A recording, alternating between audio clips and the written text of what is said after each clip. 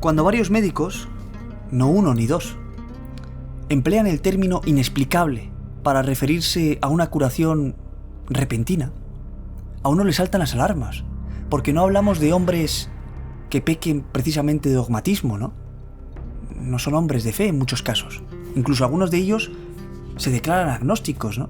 Personas escépticas en todo esto, es decir, profesionales, científicos que investigan y ya está. Claro, cuando unos médicos que se encuentran con casos de pacientes suyos y que reconocen que no pueden explicar ciertas cosas, curaciones, recuperaciones repentinas y tal, no pueden explicarlo a ojos humanos de la ciencia únicamente con su conocimiento, pues esto sorprende. Porque, como digo, no son precisamente hombres estrictamente de fe. Y con todo ello, queridos amigos, nos aproximamos una vez más a lo inexplicable. Y lo hacemos, como siempre, no solo desde la fe, que también, porque es fundamental y mueve montañas, ¿no?, sino que además nos respaldamos en informes médicos, en la opinión de científicos que ratifican, en este caso concreto, que vamos a descubrir aquí, la historia que es sorprendente, ¿no? La historia de un milagro. Porque muchas veces nos preguntamos, ¿los milagros existen? ¿O son únicamente pertenecientes a la época de Jesús, ¿no? A las palabras del Evangelio y tal. Se quedan ahí y ya está. No, es que en pleno siglo XXI, y podemos ser testigos directos de ello en nuestro día a día, acontecen milagros. Y esto quien lo niegue, pues quizás, pecará de soberbia, de orgullo, pero lógicamente estará alejado por completo de la veracidad, ¿no?, al negar estos fenómenos extraordinarios que se repiten una y otra vez en nuestras vidas. Y para no perder el hilo de este caso concreto, que es apasionante, y os aconsejo que estéis muy atentos, quiero leeros gran parte de este testimonio, de esta historia real, porque los detalles aquí cuentan mucho. Hablamos del 27 de diciembre de 1985, una fecha dramática para muchas personas. ¿Por qué? Porque un grupo de terroristas llevó a cabo un grave atentado en el aeropuerto de Schwechat, en Viena. Bombas de mano, ráfagas de ametralladora sembraron el pánico entre los viajeros que esperaban el despegue de sus respectivos aviones. Pero entre todas aquellas personas, viajeros, se encontraba un nombre concreto, ¿no?, que resuena en esta historia y que es, digamos, el protagonista, ¿no?, de alguna manera. Wolfgang, profesor de física, nacido en 1935, era una de las personas que se encontraban en el aeropuerto en aquellos momentos. A consecuencia del atentado, este hombre sufrió gravísimas heridas producidas por balas y restos de metralla. Fue trasladado inmediatamente al hospital, sometido a intervención quirúrgica que duró 7 horas. 24 horas más tarde sobrevinieron para él complicaciones que le condujeron al borde mismo de la muerte, es decir, estaba moribundo prácticamente, y sin embargo, contra todo pronóstico, se recupera de las lesiones en tiempo récord, porque hablamos de que el 27 de diciembre de 1985 sufre ese atentado, y es que en 3 semanas escasas, el 15 de enero de 1986, fue dado de alta y regresó a su casa al volante de su propio coche.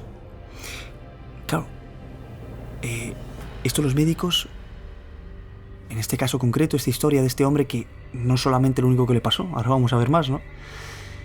Este primer milagro no pueden explicarlo. ¿Pero por qué? Profundicemos, si queréis, un poco más en el caso, ¿no? Es decir, cuando este hombre llega al hospital, ese 27 de diciembre, año 1985, tampoco, han pasado años, pero es reciente, ¿no?, podríamos decir. Le llevan al hospital y le fueron diagnosticadas las siguientes lesiones. Por un lado, perforación del pulmón izquierdo, con hemotórax, contusión del pulmón derecho, además, herida en el abdomen causada por arma de fuego, con perforación del ilio y sin orificio de salida del proyectil. Herida por arma de fuego, con incrustación de proyectiles en tibia derecha y mandíbula. Es decir, estos son algunos, sí, del repertorio, ¿no?, que este hombre llevaba marcado en su cuerpo por ese atentado, ¿no?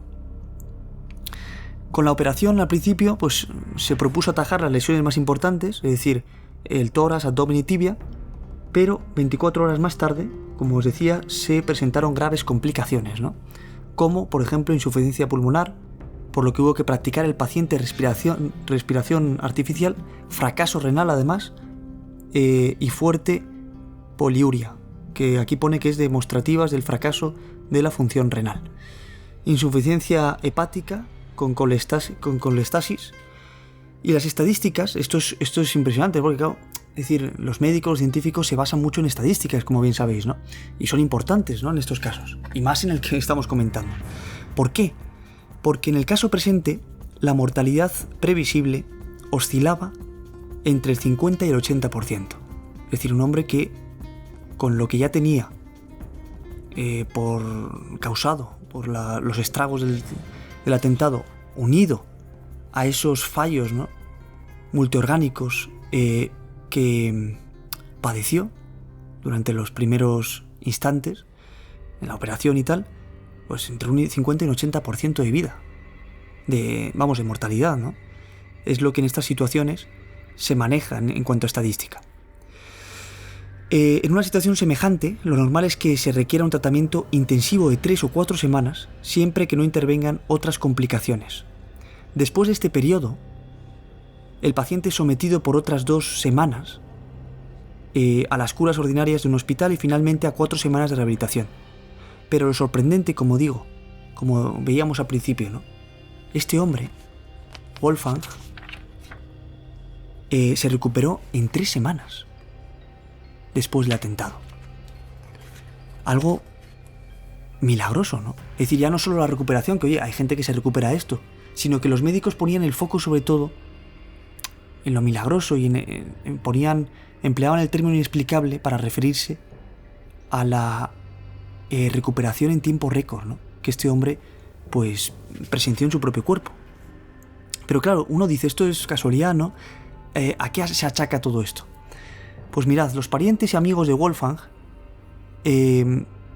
atestiguan, después de este caso, ¿no?, que esta rapidísima evolución favorable en su salud fue principalmente causada por la intercesión del entonces siervo de Dios José María Escrivá, a quien desde el principio acudieron muchas personas en demanda de su ayuda.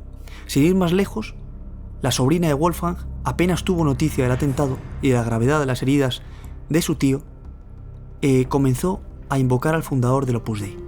Pero no solo esta persona, no solo su sobrina, familiares, sino que amigos del entorno y tal, comenzaron a rezar la novena al entonces siervo de Dios José María, ¿no?, San José María Escrivá, o José María Escrivá en ese momento. Y es sorprendente, ¿no?, porque al 9º día se verificó una mejoría sorprendente, es decir, curiosamente coincidió con el final, con el culmen de la novena que estaban haciendo tantos fieles, tantas personas por la recuperación de Wolfgang, pues coincidió precisamente con esa mejoría, ¿no? 12 días después del incidente, el herido pudo ser trasladado de la unidad de cuidados intensivos a la sección de medicina interna del hospital. Y efectivamente el 4 de enero, 9º día después del accidente, se retiró al enfermo el respirador artificial, ¿no? Y las radiografías mostraban todavía una atelectasis, ¿no?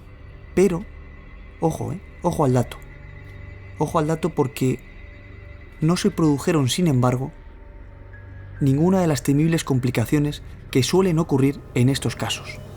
A pesar del estado verdaderamente lamentable en que se encontraban los pulmones, especialmente el izquierdo, todo pareció ir sobre ruedas. En los días sucesivos la mejoría fue aún más espectacular. El 10 de enero el enfermo pudo ya levantarse incluso de la cama y el 15 dejó el hospital, como decíamos, al volante de su propio coche. Pero es que una semana más tarde de haber salido del hospital, participó ya en una fiesta social con baile y un mes más tarde se inscribió en una competición de esquí alpino, en la que fue cuarto entre 20 participantes. Es decir, realmente es un milagro que este hombre que le pilló ese atentado el 27 de diciembre de 1985, contra todo pronóstico, con un elevado porcentaje de mortalidad en lo que a él estaba padeciendo, pues no solo no se recupera en el tiempo establecido, ¿no? Que eso dura bastante, con secuelas además que a uno le deja, sino que encima se recupera en tiempo récord, en 3 semanas, y sigue la vida normal. Es sorprendente. Insisto, en este caso concreto, había muchas personas que durante ese tiempo estaban rezando a José María Escrivá de Balaguer. Eso no es casualidad, ni mucho menos. Y así lo atestiguan sus familiares, que estuvieron ahí, y los médicos que califican este caso de inexplicable a ojos de la ciencia.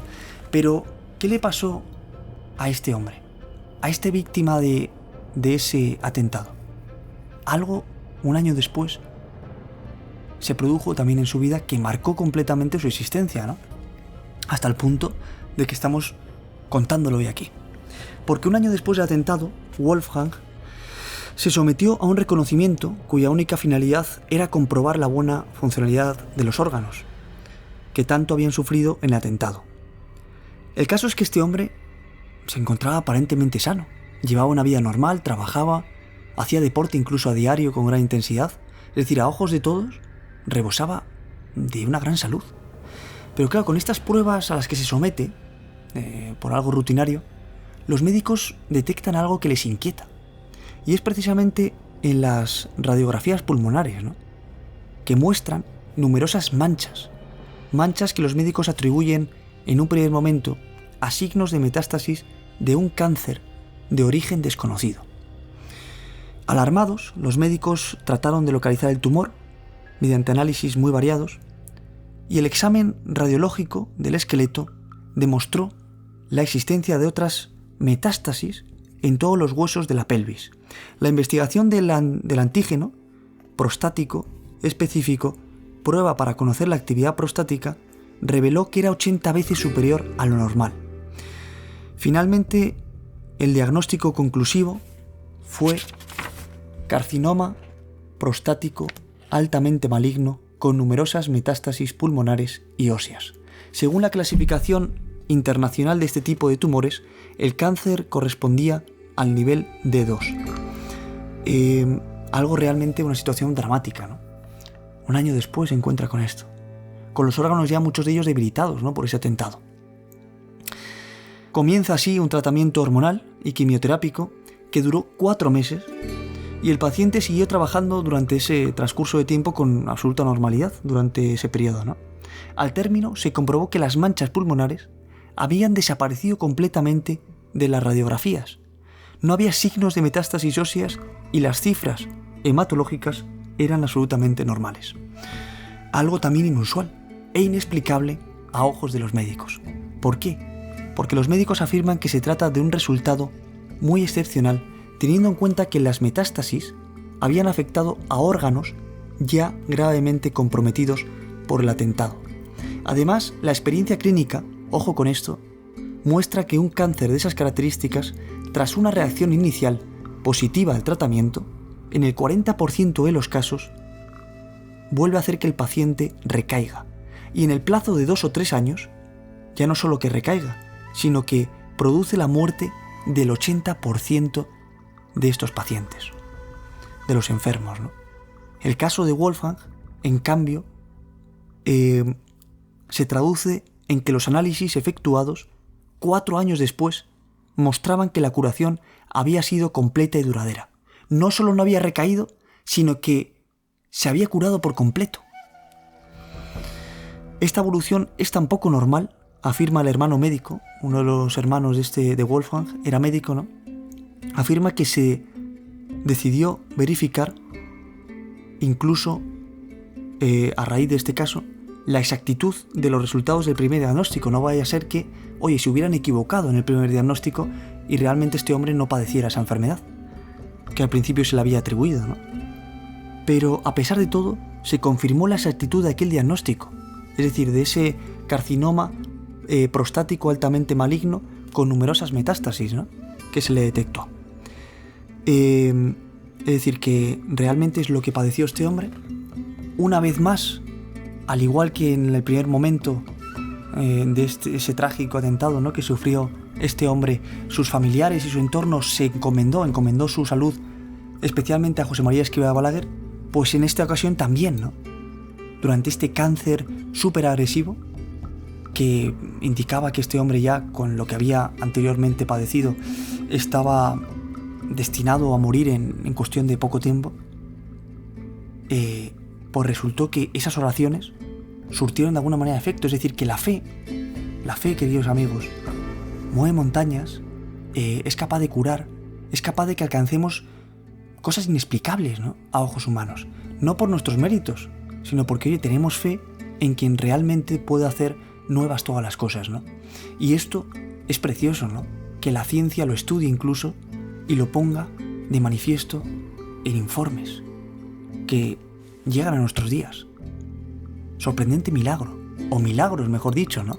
Doble milagro para este hombre que volvió a nacer en esas dos ocasiones, sin lugar a dudas. Esto que nos ayude a darnos cuenta, ¿no?, a percatarnos del poder de la oración, de la fe, queridos amigos, porque no es lo mismo una persona que padece una enfermedad, incluso aunque no se cure, la manera en que la lleva, si tiene fe o no, media un abismo. Y ya no os digo a la hora de afrontar la muerte. Una persona que tiene fe afronta la muerte de una manera diferente a la que no tiene, ¿no? Por tanto, la fe tiene un poder fundamental. Aunque la fe no se pueda ver o no se materialice o no sea algo como que no se pueda palpar, es que está ahí. Es un poder incluso mayor incluso que lo humano, lógicamente. Lo vemos aquí, los médicos sí, se rigen, como es lógico, por estadísticas, ¿no? Pero es que la fe es capaz de echar por tierra todas esas estadísticas. Es sorprendente, amigos. Pues desde Refugio Zabala TV seguimos compartiendo estas historias sorprendentes. Os animo a que dejéis en comentarios también sugerencias, no sé, historias vuestras personales o que conozcáis de milagros, de tal, que queráis que comentamos aquí. Y que además, esto no es solo algo nuestro, sino también vuestro. Somos una pequeña gran familia y os animo también a que si estas historias os ayudan, os gustan, os llegan al corazón, seáis también instrumentos, ¿no? ¿De qué manera? Pues difundiendo todas estas historias, estos vídeos entre vuestros conocidos, por donde queráis y por donde creáis también que va a ayudar, ¿no? Porque de eso se trata, de que todos, con nuestra pequeña luz, podamos alcanzar esa luminosidad que tanto necesita este mundo. Necesitamos ser luz, ser faros en un mundo de oscuridad, amigos. Y eso no es cosa de uno o de dos, es cosa de todos. Cada uno de nosotros somos instrumentos. Hasta pronto.